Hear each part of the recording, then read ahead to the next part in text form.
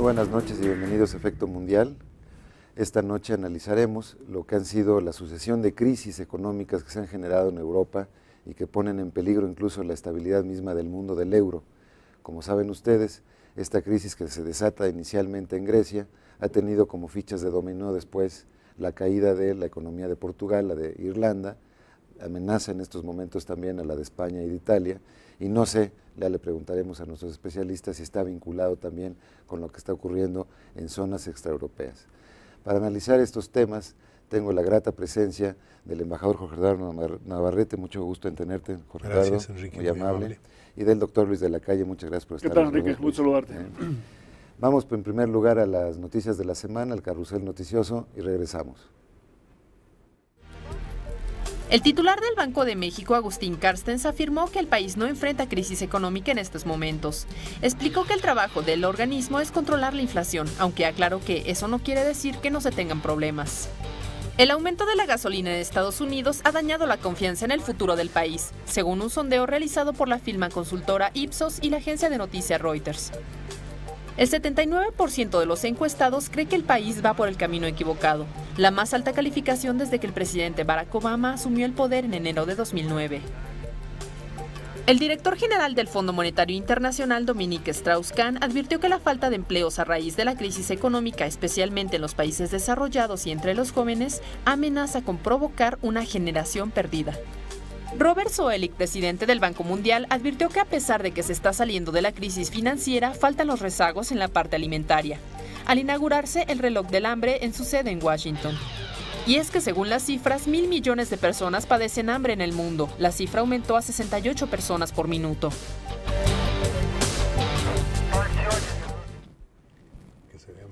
Como comentábamos, esta noche estaremos analizando la crisis económica que ha perjudicado especialmente a los países europeos.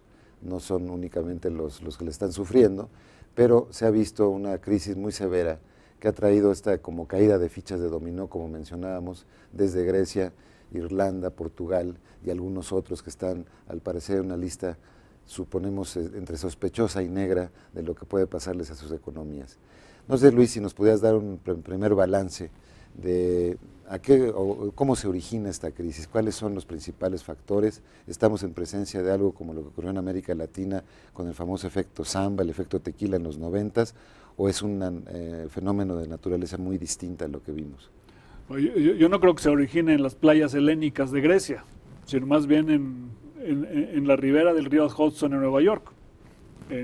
Con la crisis de Lehman Brothers en octubre de 2008, empezaron una serie de repercusiones que luego empezó a sufrir la periferia de la Unión Europea. Tuvimos un problema muy serio en Islandia, claro, que no es miembro de la Unión Europea y tampoco tiene el euro, pero que sufrió una crisis bancaria muy severa que va a tener repercusiones durante mucho tiempo. Y después empezó la crisis, digamos, un poco mediterránea, ¿no? En Grecia, España, Portugal. Y lo que ahora peyorativamente se les conoce como los PIGS, que son Portugal, Irlanda, Grecia y España, por sus siglas en inglés, que es, digo, una caracterización muy fuerte, muy peyorativa. Peyorativa es un insulto, sí, para países que tienen problemas muy serios derivados de dos fuentes fundamentales. Una es que tienen una necesidad de ajuste, porque necesitan ajustar sus finanzas públicas, sus niveles de endeudamiento, ya sea privado o público, y como están atados al euro, el ajuste que tienen que hacer es un ajuste nominal. Es decir, ellos no tienen, digamos, la herramienta que uno puede discutir si es deseable o no, de devaluar su propia moneda, y ellos tienen que disminuir los precios, los salarios, el gasto en términos nominales, no solamente en términos reales, que podría producirse a través de una devaluación. Entonces, estamos viendo el principio de un ajuste muy doloroso, sobre todo para los países mediterráneos, que va a tomar un buen tiempo en corregirse. ¿Nos va para largo, Jorge Eduardo? ¿Cómo lo...? Pues muy probablemente va para largo, pero yo creo que sí es importante subrayar algo que inicialmente decía Luis. No es una crisis independiente de la que todavía no termina y que se inició en algún momento de 1997 o 98 y que tiene su acta de nacimiento el día de la quiebra de Lehman Brothers.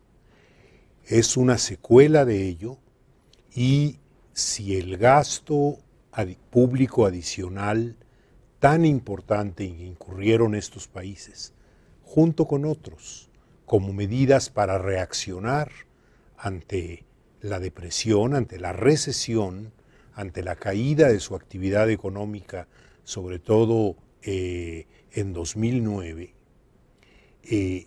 no se hubiera producido quizá los actuales niveles de déficit y de endeudamiento tan elevados que han provocado la desconfianza en si pueden sostenerse, si es sostenible su situación dentro del euro, no se manifestara tan claramente. Ciertamente ha habido excesos de gasto y ha habido excesos de endeudamiento, pero sin los últimos, la recesión hubiera sido mucho más profunda y mucho más prolongada.